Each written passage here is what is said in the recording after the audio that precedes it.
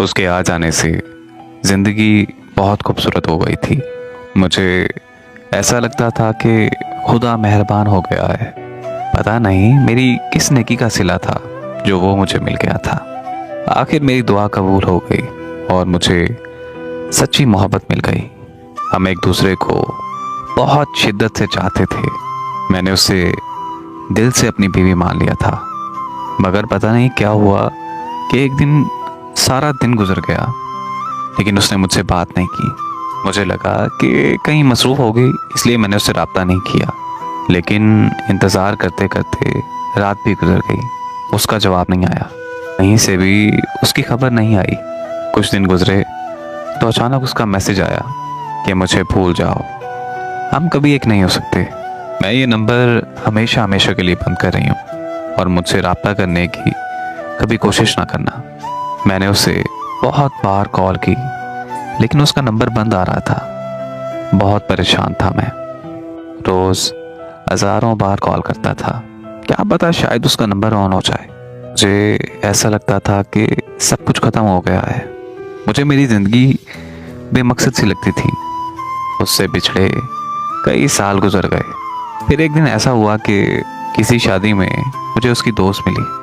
उससे पता चला कि उसका एक्सीडेंट हुआ है और एक्सीडेंट के दौरान उसका एक हाथ कट गया है, इसलिए उसने मुझे छोड़ दिया था।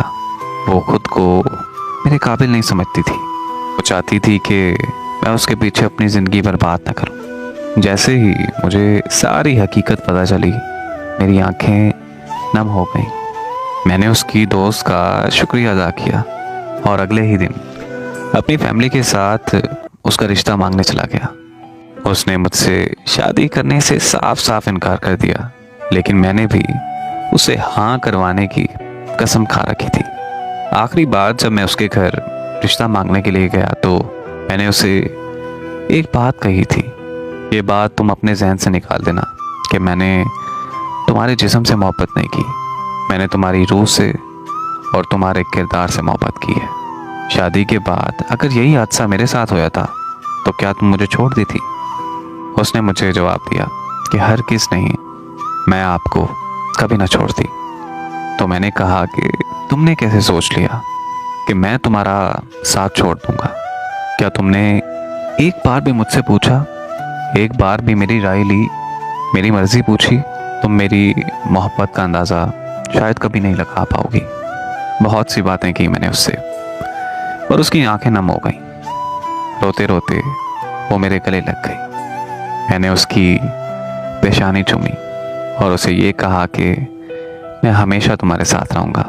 हाँ, मर गया तो वो अलग बात है, लेकिन जब तक मेरी सांस में सांस है मैं हमेशा तुम्हारा रहूँगा। फिर वो शादी के लिए मान गई और आज अल्हम्दुलिल्लाह से हमारे 2 बच्चे हैं और अल्लाह के करम से हम अपनी ज़िंदगी में बहुत खुश हैं। मेरी दुआ है कि हर मोहब्बत की मंजिल निकाह हो। आमीन।